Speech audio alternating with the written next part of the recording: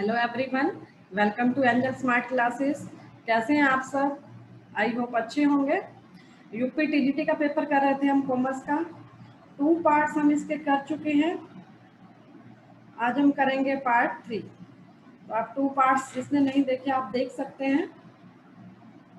चलिए क्वेश्चन देखते हैं हम।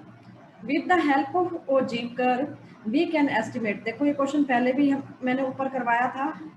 जो ये ओजीव कर्व होते हैं ये क्या होते हैं, ये पहले भी हम कर चुके हैं। जब कम्युलेटिव फ्रीक्वेंसी लेस देन होती है और मोर देन होगी, तब जहाँ ये कट करेंगे तो वो हमारा क्या होता है, मीडियन।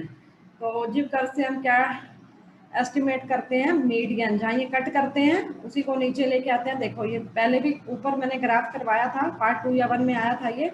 देखो ये ब्लू वाली लेस देन है, ये मोर देन या ग्रेटर देन या मोर देन है। तो जहाँ ये कट कर रही हैं इसी पॉइंट पे मीडियन नीचे है, 50 से थोड़ा सा कम है, ठीक है। 50 से 50 आई थिंक यहाँ होगा, 50 से कम है, ये थोड़ा 47 के आसपास है। तो ये मीडियन हो गया, हम इससे एस्टिमेट कर सकते हैं।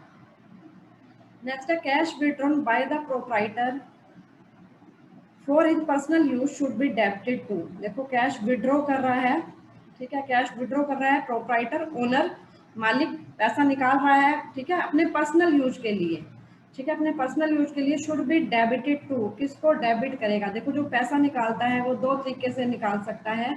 एक तो कैपिटल से निकाल सकता है पैसा अपना, ठीक है, और एक प्रॉफिट से निकाल सकता है, ठीक है। दोनों तरीके से निकाल सकता है, कैपिटल से भी और प्रॉफिट से भी।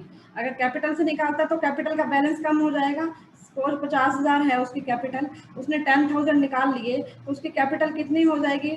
10 निकाल लिए तो 10 माइनस हो जाएंगे। अब उसकी कैपिटल कितनी रहेगी? 40 की रहेगी। तो कैपिटल क्या हो जाएगी? कम हो जाएगी उसकी, ठीक है। कैपिटल में से निकालता है तो कैपिटल अकाउंट डेबिट हो जाएगा। अगर प्रॉफिट से निकाल रहा है तो हम किस में करेंगे? ड्रॉइंग अकाउंट डेबिट, ठीक है। अगर प्रॉफिट से निकाल रहा है तो हम क्या कर देंगे? Drawing account debit. तो दोनों से ही कर सकता है वो, कैपिटल से भी और प्रॉफिट से भी। तो हम इसमें आ जाएगा हमारा आंसर बोथ बी और सी। नेक्स्ट है nearness of near money depends on.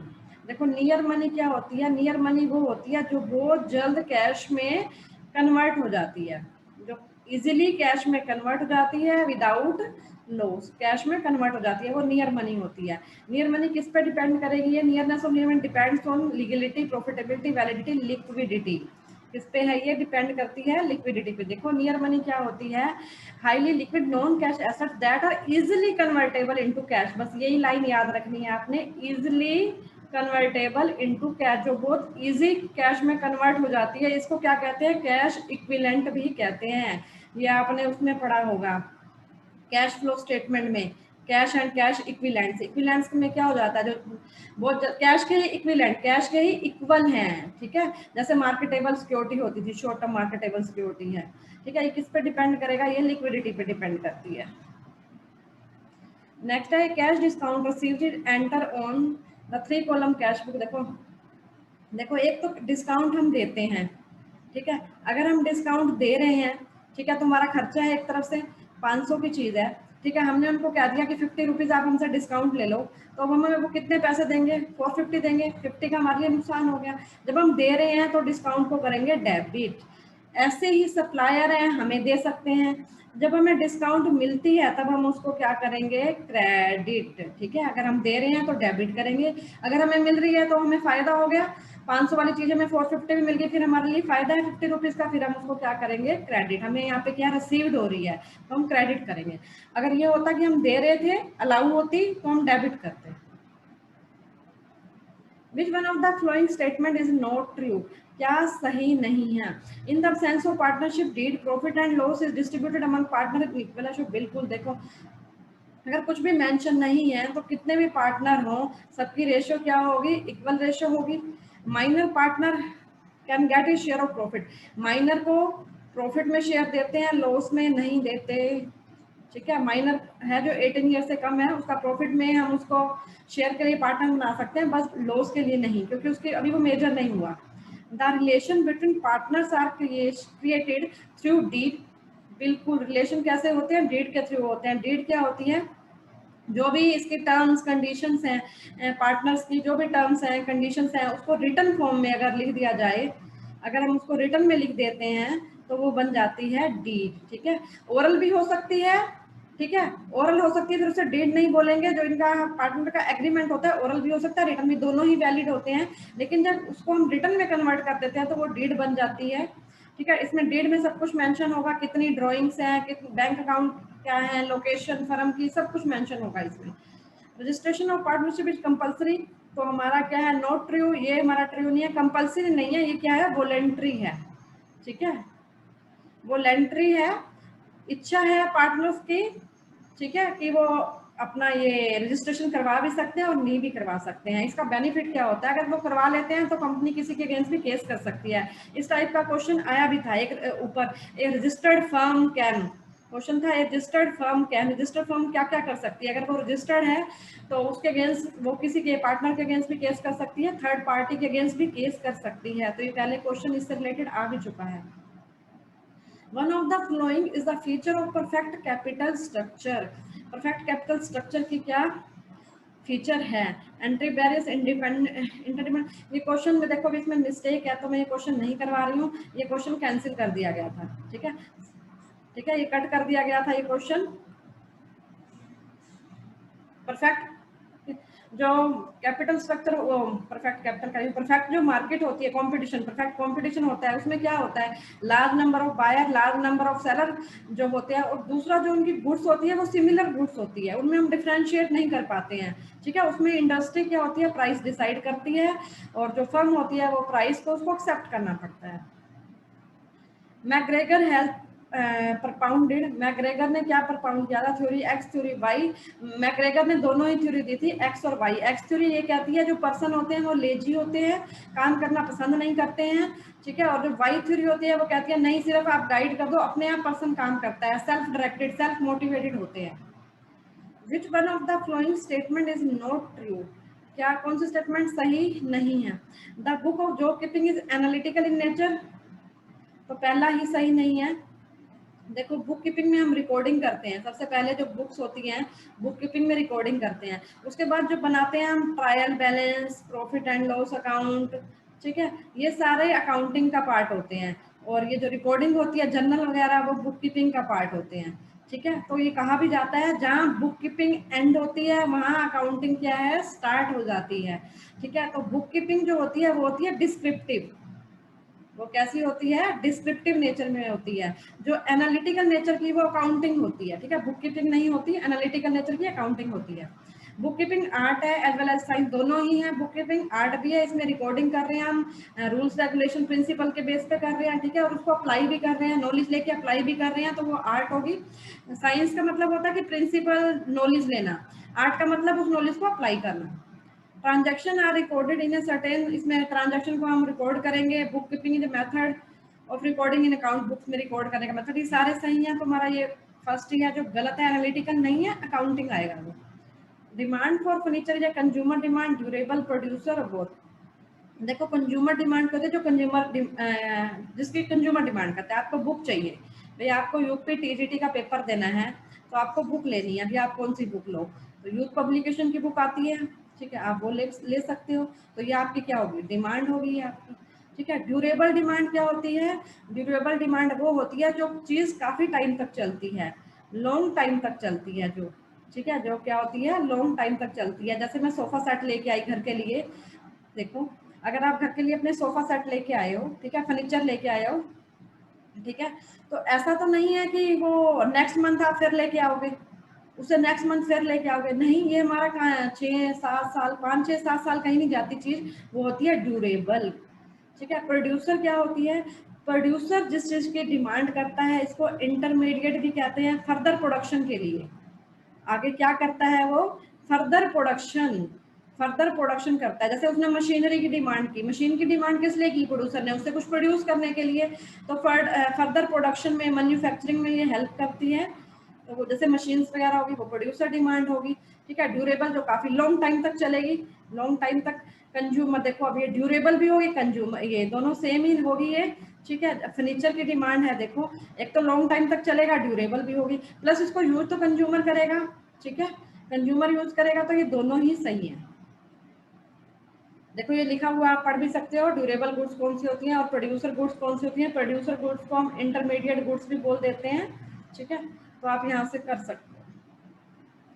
After issue of forfeited share balance of share forfeiture account is transfer. देखो इसका क्वेश्चन तो 100% आता है, चाहे टीजीटी दो चाहे पीजीटी दो, इससे रिलेटेड कुछ ना कुछ क्वेश्चन तो आ गया। या तो एंट्री पूछ लेते हैं, आप कोई भी पेपर उठा के देख लो, पिछले DSSB का देख लो, ठीक है, और भी जो मैंने करवाए हैं, KVS का देख लो, इससे रिलेटेड क्वेश्चन कहीं ना कहीं बन ही जाता है। KVS का भी उठा के देख लेना, ऐसा क्वेश्चन उसमें भी आया हुआ है।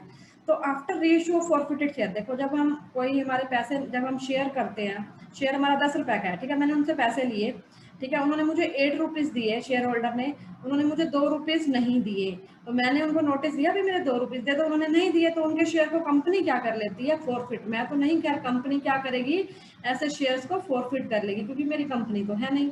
तो कंपनी क्या कर लेगी, ऐसे शेयर्स को फॉरफिट, फॉरफिट मीन्स कैंसिल कर देती है उनके शेयर।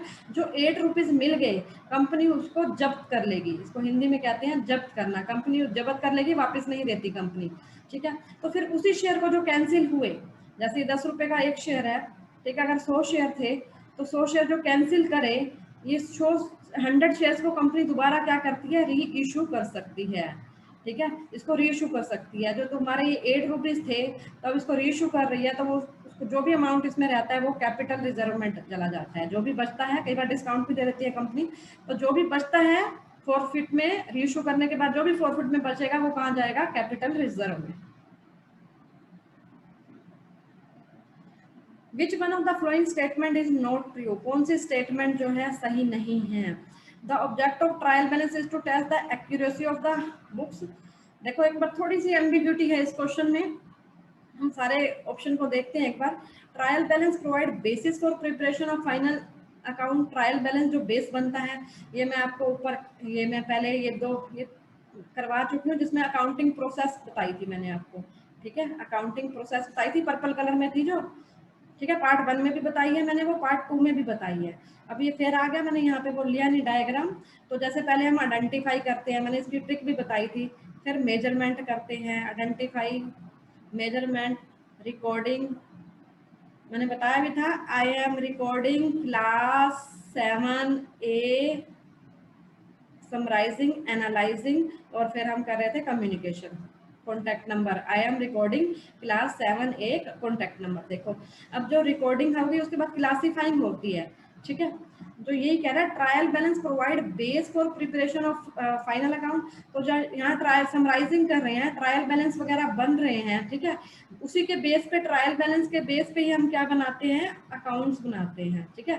अब क्वेश्चन में अगर आप करते भी हो तो हमें ट्रायल बैलेंस गिवन होता है, तो हम फाइनेंशियल स्टेटमेंट बनाते हैं ना, बैलेंस शीट और प्रॉफिट एंड लॉस अकाउंट, तो ये बेस बन जाता है। इसके लिए फिर क्या बेस बनेगा, जो अकाउंट्स होते हैं, लेजर है वो बेस बन जाता है, फिर उसके लिए जर्नल एंट्री है, जर्नल बेस बन जाता है, ठीक है। तो ये तो हमारा बिल्कुल ठीक है। Error of principle do not affect the agreement of trial balance, बिल्कुल एरर ऑफ प्रिंसिपल बिल्कुल भी इफेक्ट नहीं करती है। एरर ऑफ प्रिंसिपल क्या होती है, रिवेन्यू को आपने कैपिटल मान लिया, कैपिटल को आपने क्या मान लिया, रिवेन्यू, तो ये प्रिंसिपल की एरर होती है, ठीक है। जैसे मैंने मशीन के इंस्टॉलेशन पे खर्च किया, तो वो मशीन में ऐड होना चाहिए था इंस्टॉलेशन का, लेकिन मैंने मशीन में ऐड नहीं किया, तो वो प्रिंसिपल की एरर होगी। Compensatory errors are known as equalising. Compensatory error कौन सी होती है, एक गलती कर दी, ठीक है, उसके साथ एक और दूसरी गलती कर दी, भाई माइनस करने थे 500 आपने नहीं करे, ठीक है, गलती होगी, फिर आपने क्या किया, एक्स्ट्रा कुछ कर दिया, उसी गलती को रिकवर कर दिया, ठीक है, उसी गलती को क्या कर दिया, रिकवर कर दिया।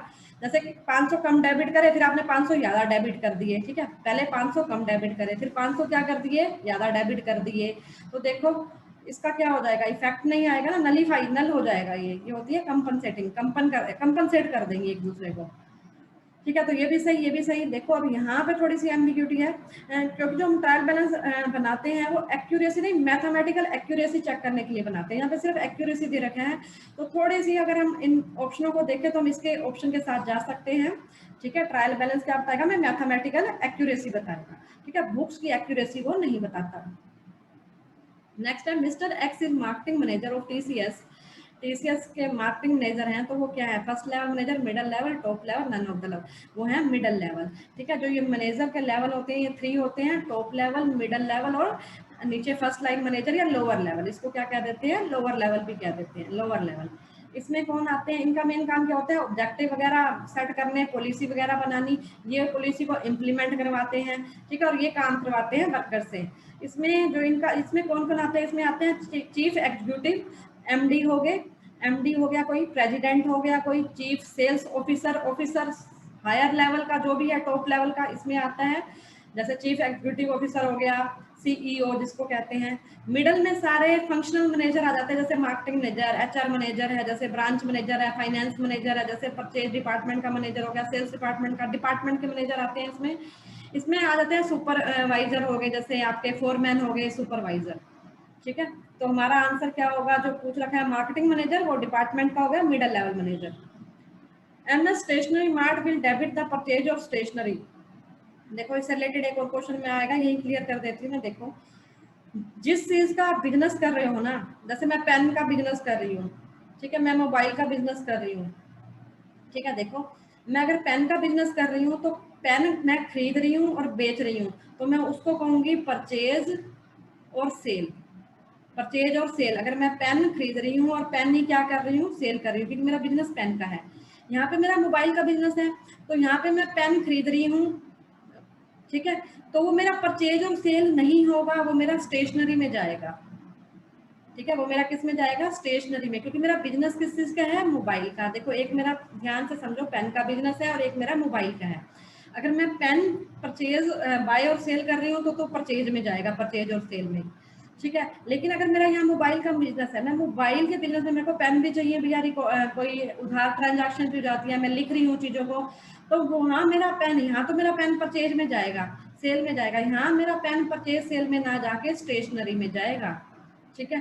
ऐसे ही पेन मैं खरीद रही हूँ, पेन के साथ साथ मैंने एक मोबाइल खरीद लिया, अभी मेरे को अपने आजकल ऑनलाइन बिजनेस करना है, तो मैंने यहाँ पे मोबाइल खरीद लिया, तो मेरा ये परचेज में नहीं जाएगा, ठीक है, ये मेरा परचेज सेल में नहीं जाएगा, क्योंकि मेरा बिजनेस पेन का है, तो डिफरेंट चीज होगी ना ये, तो ये मेरा एसेट बन गई, ठीक है। यहाँ पे अगर मेरा मोबाइल है, तो वो मेरी परचेज सेल में हो गया। अगर मैं बाय सेल कर रही हूँ, मोबाइल मोबाइल कर रही हूँ, तो परचेज और सेल, ठीक है, बाय और सेल हो गया, ठीक है। तो देखो स्टेशनरी है, ठीक है, स्टेशनरी का बिजनेस है, ठीक है, स्टेशनरी का बिजनेस है, तो स्टेशनरी किस में जाएगी, परचेज में, ठीक है। अगर स्टेशनरी का बिजनेस नहीं होता, ठीक है, अगर इसका स्टेशनरी का बिजनेस नहीं होता, फिर हम स्टेशनरी में करते, फिर परचेज में नहीं करते, क्योंकि इसका बिजनेस स्टेशनरी का है, तो परचेज, जिस चीज का आप बिजनेस कर रहे हो, वो आपके लिए परचेज सेल है। गुड, वो गुड्स, जो गुड्स होगी वो purchase cell.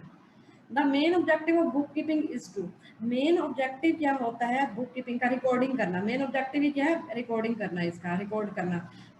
Find out profit and loss, profit and loss कौन बताएगा, प्रॉफिट एंड लॉस अकाउंट बताएगा, ये तो प्रॉफिट एंड लॉस अकाउंट किसका पार्ट है, ये बुक कीपिंग का पार्ट नहीं है, ये अकाउंटिंग का पार्ट है।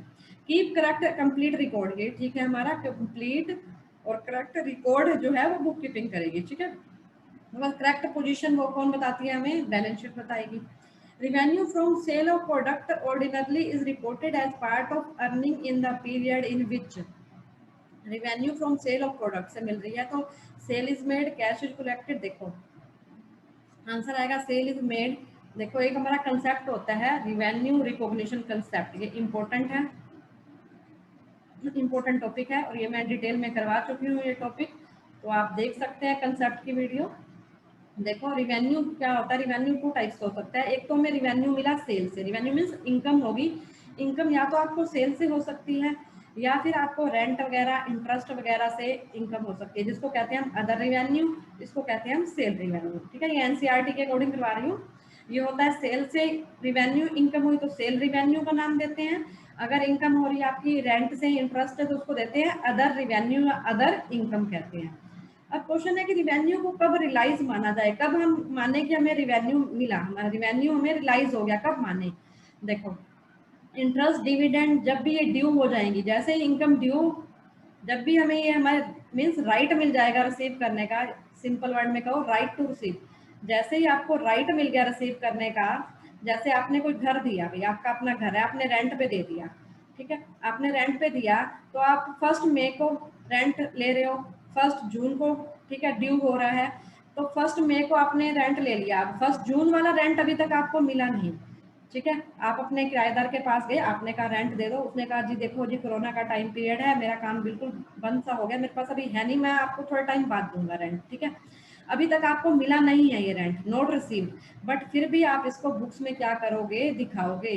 ठीक है, 1 जून को ही ये ड्यू हो गया, तो 1 जून को ही हम इसको दिखा देंगे रेंट को। ठीक है, तो रिवेन्यू कब हम रिकॉग्नाइज माने, जैसे ही सेल मेड होती है या इनकम जो हमारी ड्यू हो जाएगी, और सेल मेड जैसे ही हमने सेल कर दी।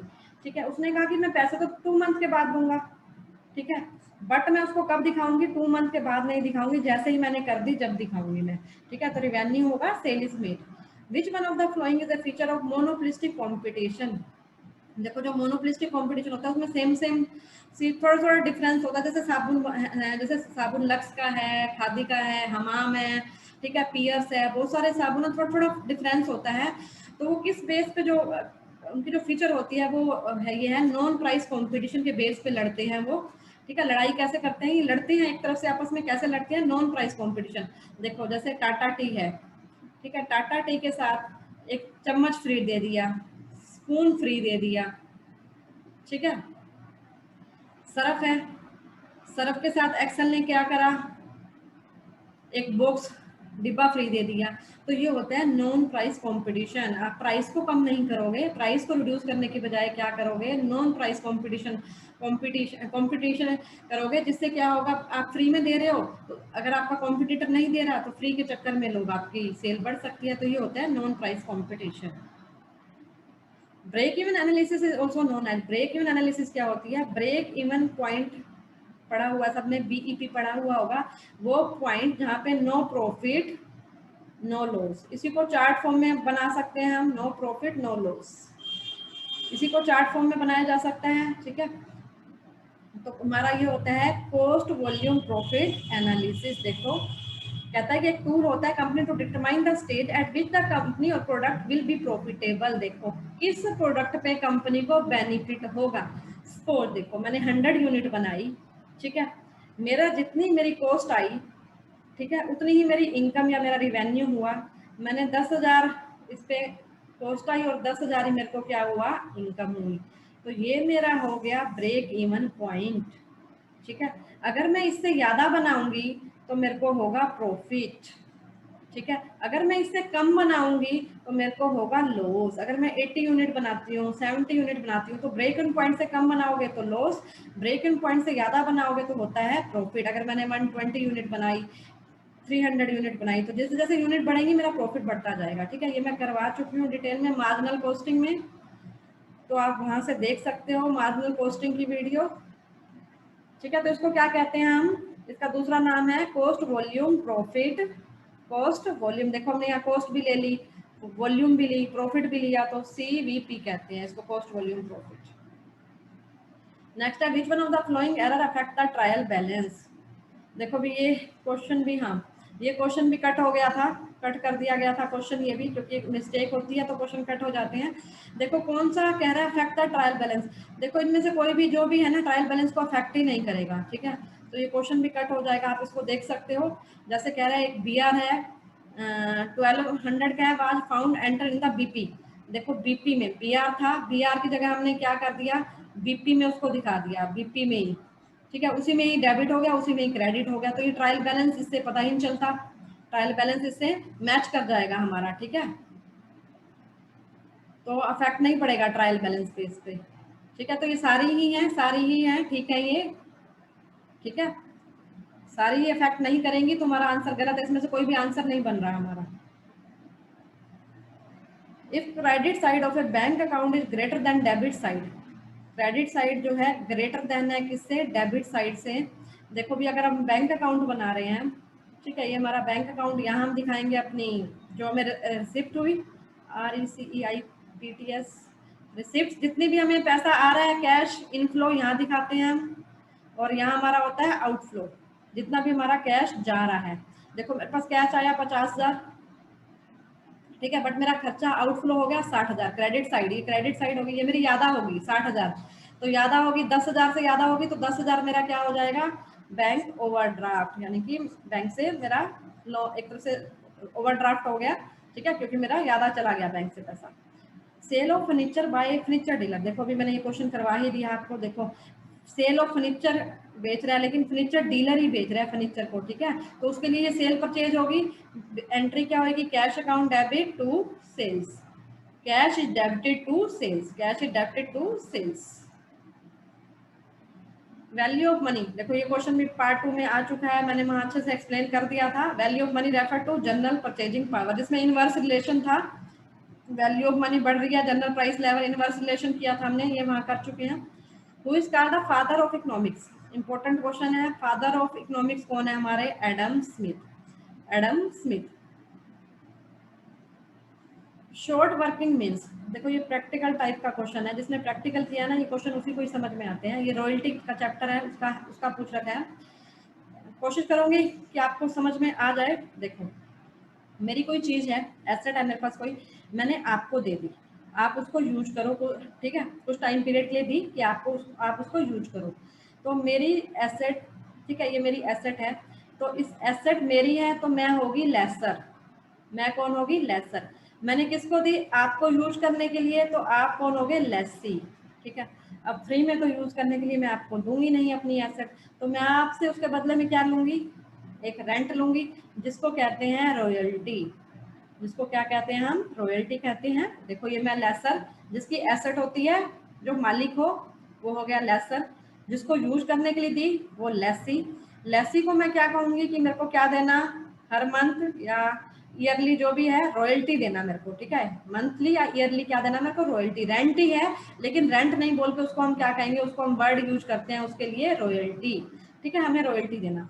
लेसी ने कहा ठीक है मैं दे दूंगा, ठीक है। इसमें हमने एग्जाम्पल लिया हुआ, ये देखो, पहले एग्जाम्पल बताती हूँ फिर हम उसको पढ़ेंगे। देखो पहले तो करती हूँ, पहले बताती हूँ आपको मिनिमम रेंट क्या होता है। देखो जो मैंने आपको कहा कि मुझे रेंट देना, ठीक है, मिनिमम मैंने रेंट कहा, मेरे को रेंट देना जिसको रॉयल्टी कहते हैं, मैंने वो फिक्स कर दिया, मैंने कहा देखो आप मुझे कम से कम 1000 तो देना ही देना, ठीक है, वो होता है हमारा मिनिमम रेंट, जो फिक्स कर दिया जाता है, जो क्या होता है, फिक्स, ठीक है, जो फिक्स कर दिया जाता है। तो ये मिनिमम हो गया, ये guarantee to the lessor, lessor को गारंटी दे दी किसने, लेसी ने, लेसी कौन हो गया, जो चीज को यूज कर रहा है, यूजर, लेसर कौन हो गया, ओनर, ठीक है। मैंने कहा मुझे 1000 तो देना ही देना, अब आपने कहा ठीक है हम 1000 दे देंगे। अब देखो इसका एग्जांपल देते हैं, एक माइन है मेरे पास, ठीक है, माइन की मैं ओनर हूँ, मैंने आपको दे दिया माइन, लीज पे दे दिया आपको, ठीक है, लीज पे दे दी मैंने, 20,000 मैंने कहा, ₹20,000 मुझे दे देना आप for extraction of 1000 kg of coal, आप कोयला निकालो उससे 1000 kg एक्सट्रैक्ट करो, निकालो और मुझे 20,000 दे देना, ठीक है। एंड लेसी एक्चुअली प्रोड्यूस, तो ये मिनिमम हो गया 20,000 मुझे देना, तो लेसी ने क्या किया, ठीक है, प्रोड्यूस अपना निकालना, कोयला एक्सट्रैक्ट करना स्टार्ट कर दिया, बट लेसी ने कितना निकाला, 800 kg, जबकि मैंने उसको कितना कहा था कि आप 100 kg तक एक्सट्रैक्ट कर सकते हो, उसने कम निकाला।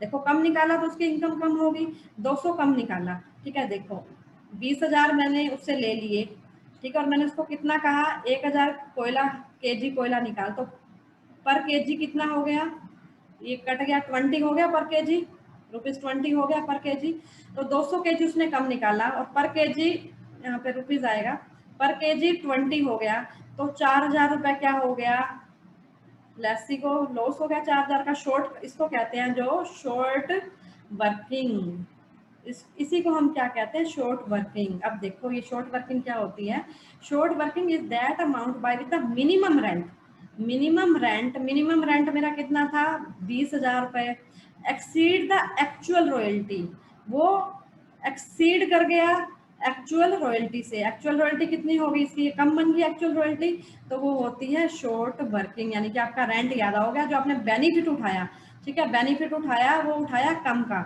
यहाँ पे बेनिफिट उठाया 16,000 का, ठीक है, क्योंकि 4,000 की उसकी शॉर्ट वर्किंग होगी, ठीक है, तो ये डिफरेंस हो गया 4,000 रुपए, वो हो जाएगी शॉर्ट वर्किंग। एक्चुअल में थोड़ा प्रैक्टिकल से ज्यादा क्लैरिटी आती है इन चीजों में, ठीक है। यानी कि मैंने आपको कहा आप मुझे एसेट के इतने देना, लेकिन आपने बेनिफिट नहीं उठाया उतना, ठीक है, तो आपको लॉस हुआ, तो वही लॉस क्या हो जाता है, शॉर्ट वर्किंग होती है, ठीक है। तो आप इसको पढ़ सकते हो। शॉर्ट वर्किंग को रिडीमेबल डेड रेंट भी कहते हैं। तो कई बार क्या होता है, एग्रीमेंट होता है इनका, तो जो शॉर्ट वर्किंग होती है ना, इसको आप रिकूप भी कर सकते हो। अगर आपको याद आया हो तो ग्रेजुएशन में आपने वर्ड पढ़ा हो रिकूपमेंट, रिकूप कर सकते हो आप रॉयल्टी को रिकूपमेंट। वो शॉर्ट वर्किंग थी। आगे कभी भी अगर देखो, अब मैंने आपसे 20,000 लिया लेकिन आपने फायदा उठा लिया 22,000 का, तो आपको 2,000 का फायदा हो गया, वो होता है सरप्लस, उसको कहेंगे सरप्लस। ठीक है, एक्स्ट्रा ज्यादा फायदा उठाया सरप्लस, कम उठाया तो short working. I hope clear हुआ होगा आपको। तो excess of minimum rent over royalty. The contribution of agriculture to Indian economy is, देखो एग्रीकल्चर का जो भी है अब ये क्या जो कंट्रीब्यूशन हो रहा है ये डिक्रीज हो रहा है। इंडस्ट्री और टर्शरी सेक्टर, देखो एग्रीकल्चर प्राइमरी में आता है, प्राइमरी सेक्टर का रिड्यूस होता जा रहा है, उसका प्राइमरी में एग्रीकल्चर का, प्राइमरी में एग्रीकल्चर का रिड्यूस होता जा रहा है, जो इंडस्ट्री है उसका इंक्रीज होता जा रहा है, और जो टर्शरी सेक्टर है उसका भी क्या होता जा रहा है, इंक्रीज होता जा रहा है। ठीक है, एग्रीकल्चर आजकल डिक्रीज हो रहा है। Sales book is a record of, sales book में हम किसका रिकॉर्ड करते हैं, क्रेडिट सेल्स का। देखो दो सेल्स होती हैं, एक हमारी कैश सेल्स और एक हमारी होती है क्रेडिट सेल्स। क्रेडिट सेल्स जाएगी सेल्स बुक में, कैश सेल जाएगी कैश बुक में, ये सेल्स बुक में जाएगी। Which of the following document is not relevant for vouching cash sales? देखो वाउचिंग क्या होता है, एक तरफ से आपकी ट्रांजैक्शन का एविडेंस होता है, एक तरफ से प्रूफ होता है। ठीक है, नॉट रेलिवेंट कैश सेल, देखो अब किससे आपको पता चलेगा कि आपने कैश सेल्स की है, किससे आप अपनी ट्रांजैक्शन जो आपने की उसको वेरीफाई कर सकते हो। देखो डेली कैश समरी देख रहे हो, आपको पता लग जाएगा आपकी कैश सेल कितनी हुई। और monthly statement send to customer. Salesman, देखो सेल्समैन ने कितना सेल्स किया, सेल्समैन की स्टेटमेंट से पता चल जाएगा, बैंक स्टेटमेंट से पता चल जाएगा कैश सेल्स कितनी हुई, क्योंकि अभी मैंने यहाँ पे देखो ऊपर बताया है कैश सेल्स को किस में दिखाएंगे, कैश बुक में या बैंक अकाउंट में दिखाओगे, तो बैंक से आपको कैश सेल्स भी पता चल जाएगी। जो मंथली स्टेटमेंट भेज रहे हो आप कस्टमर से, तो ये क्या है, वाउचिंग रेलिवेंट नहीं है वाउचिंग के लिए। The amount spend to increase the earning capacity, earning capacity के लिए बिजनेस ने जो खर्चा किया वो क्या है, capital loss, deferred revenue, revenue expenditure. जो एक्सपेंडिचर होते हैं वो बेसिकली 3 टाइप के होते हैं, एक होता है हमारा रेवेन्यू, एक हमारा होता है कैपिटल, और एक हमारा होता है डेफर्ड एक्सपेंडिचर। ठीक है, रेवेन्यू क्या होते हैं, डे टू डे के खर्चे, डे टू डे के खर्चे भाई, जैसे मैंने वेजेस दे दी, सैलरी दे दी, ठीक है, रेंट दे दिया, जैसे मैंने रेंट दे दिया, हर मंथ दूंगी रेंट, डे टू डे के बिजनेस के खर्चे हो गए। और कैपिटल क्या होता है, जैसे मैंने कोई एसेट वगैरह बाय कर ली जो लॉन्ग टाइम तक जिसका बेनिफिट मिलता है लॉन्ग टाइम तक, ठीक है, तो वो होते हैं कैपिटल। जैसे कोई नई बिल्डिंग ले ली, एक्सपेंड कर दिया बिल्डिंग को, ठीक है, अपनी बिल्डिंग में 3, 4, 5 मंजिल बना दी, तो मेरा कैपिटल नेचर का एक्सपेंसिस हो गया। डेफर्ड क्या होता है, जब बहुत ज्यादा एडवर्टाइजमेंट पे आप खर्च कर देते हो, जब क्या कर देते हो आप, एडवर्टाइजमेंट पे बहुत ज्यादा खर्चा कर देते हो, तो वो क्या हो जाता है हमारा डेफर्ड। देखो अब increase the earning capacity, earning capacity बढ़ाने के लिए आपने, ठीक है, अमाउंट स्पेंड कर दी ताकि आपकी इनकम इंक्रीज हो, तो ये कैपिटल नेचर का हो गया। ठीक है, जैसे आपने, आपके पास एक घर है, ठीक है, आपने इसको एक और मंजिल बना दिया, एक और मंजिल, एक और मंजिल, एक और मंजिल, ठीक है, वैसे 4 ही अलाउड होती हैं मैक्सिमम, 1, 2, 3, 4, 5, चलो ये तो ज़्यादा ही हो गया। ठीक है, इतना बना दिया, अब आपको हर किसी से क्या मिलेगा, हर फ्लोर से रेंट मिलेगा, रेंट मिलेगा, आपकी अर्निंग कैपेसिटी बढ़ गई। ठीक है, तो ये हमारा हो गया capital expenditure. Money is the pivot around with the economic science clusters. देखो मनी एक ऐसी पाइवेट को कहते हैं केंद्र बिंदु या धुरी, धुरी भी कहते हैं, धुरी है जिसमें इकोनॉमिक साइंस क्लस्टर करती है। वैसे तो रट्टा मार क्वेश्चन है, किसने कहा, ये कहा अल्फ्रेड मार्शल ने, मार्शल ने कहा ये। ठीक है, in which market structure the demand is perfectly elastic. देखो परफेक्टली इलास्टिक डिमांड क्या होती है, ये वाली परफेक्टली इलास्टिक होती है कि प्राइस में थोड़ा सा भी माइनर सा भी आप चेंज कर दोगे तो आपकी डिमांड या तो देखो जीरो भी आ सकती है, और डिमांड इसको इसमें वो होती है ना इन्फिनिटिव, इन्फिनिटिव तक आपकी डिमांड जा सकती है, ये होती है परफेक्टली इलास्टिक। अगर देखो आपको नहीं भी आता है तो आपको डायग्राम अगर पता हो तो डायग्राम से भी कर सकते हो। देखो मोनोपोली का ऐसे बनता है डायग्राम, ठीक है, ओलिगोपोली में किंग डिमांड कर बनता है, तो परफेक्ट कॉम्पिटिशन में कैसा डिमांड कर बनता है, ऐसे बनता है ना। ठीक है, तो ये मैं इजी वे में बता दिया मैंने आपको। ठीक है, परफेक्टली इलास्टिक क्या होगी, अगर माइनर से आप इंक्रीज करोगे तो आपकी डिमांड जीरो हो जाएगी प्राइस को, अगर प्राइस को डिक्रीज करोगे तो इन्फिनिटी तक डिमांड जा सकती है। ये भी मैं डिटेल में करवा चुकी हूँ, इकोनॉमिक्स की वीडियो आप देख सकते हो इसके लिए। Bad money drives good money out of circulation, important line है, ये बहुत इंपॉर्टेंट लाइन है, ये यूपीएससी वाले अगर देखोगे तो वहां भी ये क्वेश्चन आया हुआ है, bad money drives good money out of circulation, उनकी बुक में दिया हुआ है ये क्वेश्चन ना, बहुत इंपॉर्टेंट लाइन है ये किसने कही थी? ये कही थी थॉमस ग्रेशम, इसको ग्रेशम लॉ भी कहते हैं, ठीक है। उन्होंने कहा था ये, देखो ये एक मॉनेटरी प्रिंसिपल है, बैड मनी जो है ड्राइव कर देगी गुड मनी को। देखो इसका अगर एग्जांपल लेते हैं, देखो आपके पास दो नोट है, 500 के दो नोट हैं, एक बिल्कुल न्यू नोट है और एक बिल्कुल पुराना नोट है, ठीक है। एक बिल्कुल पुराना है, ठीक है, और एक बिल्कुल ही न्यू है। तो मोस्टली लोग किसको खर्च, देखो खर्च तो दोनों ही करने होते हैं, मोस्टली किसको हम पहले खर्च करेंगे? भाई नया नोट है, बिल्कुल कच्चा कर देने का मन ही नहीं करता, इसको तो पर्स में डालने का ही मन करता है, तो हम पहले क्या खर्चा करते हैं? पुराने वाला खर्चा करते हैं, ठीक है। तो देखो अब न्यू मनी हमारे पास सेव रहेगी, और ठीक है ये तो सर्कुलेशन से बाहर होगी, हमने पर्स में ही डाल दी, और ये मनी क्या करी हमने खर्च कर दी, हमारी सर्कुलेशन में आ गई, ठीक है। तो ये होता है कि bad money drives out good, bad money क्या करेगी? गुड को बाहर कर देगी और खुद ही सर्कुलेशन में आएगी। तो इसका एग्जांपल समझ सकते हैं हम, देखो मेरे पास एक कॉइन है, ठीक है, पहले कॉइन ना मेटल के बनते थे, ठीक है, एक कॉइन मेरे पास यहाँ है, ठीक है, यहाँ मेरे पास मैं सिल्वर से कॉइन बना रही हूँ सपोज, तो यहाँ मैंने सिल्वर लगा दिया 10 ग्राम का, ठीक है, और उसकी वैल्यू है 100, एक बार वैसे ही अज्यूम कर लो, तो यहाँ भी मैंने 10 ग्राम का, यहाँ मैंने लगा दिया 20 ग्राम का सिल्वर, ठीक है, और वैल्यू उसकी भी 100 है, ठीक है, वैल्यू इसकी भी 100 है। देखो तो अब यहाँ पे कोई भी पर्सन, देखो ये 10 ग्राम का है 100 रुपए में, तो कोई भी पर्सन 20 ग्राम थोड़ा ना देगा 100 रुपए में, अगर आपके पास 10 ग्राम का भी है 20 ग्राम का भी है, तो आप 10 ग्राम वाले को दोगे ना, 20 ग्राम वाले को अपने पास क्या कर लोगे? सेव कर लोगे। तो यही कहता है कि बैड मनी क्या करती है, इसको सर्कुलेशन से क्या कर देगी? गुड मनी, ये गुड होगी उसको बाहर कर देती है, ठीक है। आई होप क्लियर हो गया होगा। देखो सिमिलर फेस वैल्यू क्या है? सिमिलर फेस वैल्यू है। द मोर वैल्यूएबल कॉमोडिटी, इसकी वैल्यू ज्यादा है, 20 ग्राम इस पे सिल्वर चांदी लगा दी मैंने, तो ग्रेजुअली डिसअपियर, क्योंकि सभी इसको क्या करेंगे? अपने पास होर्डिंग करने लग जाते हैं, इसकी क्या करने लग जाते हैं? होर्डिंग, इसको इकट्ठा करने लग जाएंगे, क्योंकि इसकी 20 ग्राम चांदी लगी हुई है इस पे, तो इसमें बेनिफिट है सभी को, तो इसको सभी सेव करने लग जाएंगे, जिससे क्या होगा? सर्कुलेशन से ये बाहर आ जाएगी और यही सर्कुलेशन में रहेगी। जो ये थॉमस ग्रेशम है, ये यूके के हैं, एलिजाबेथ के जो ये एजेंट रह चुके हैं फाइनेंशियल, उनको एडवाइस देते थे, जो वहाँ की प्रिंसेस थी एलिजाबेथ की, तो इनके नाम पे ही ग्रेशम लॉ भी कहते हैं इसको, ठीक है, इन्हीं के नाम पे क्या कहते हैं इसको? Gresham law. ग्रेशम लॉ यही है कि जो बैड मनी होती है वो सर्कुलेशन से क्या हो जाती है? सर्कुलेशन में रहेगी, और गुड मनी को क्या कर देती है? बाहर कर देती है, ठीक है। आई होप आपको वीडियो अच्छी लगी होगी। वीडियो अच्छी लगी है तो प्लीज वीडियो को लाइक जरूर करना, कमेंट करके बताना वीडियो कैसी लगी, और पीडीएफ नोट्स के लिए टेलीग्राम के साथ जुड़ सकते हैं आप, डिस्क्रिप्शन में लिंक मिल जाएगा, और जो बच्चे नए हैं चैनल को प्लीज सब्सक्राइब कर देना। थैंक यू सो मच, मिलते हैं नेक्स्ट लेक्चर में।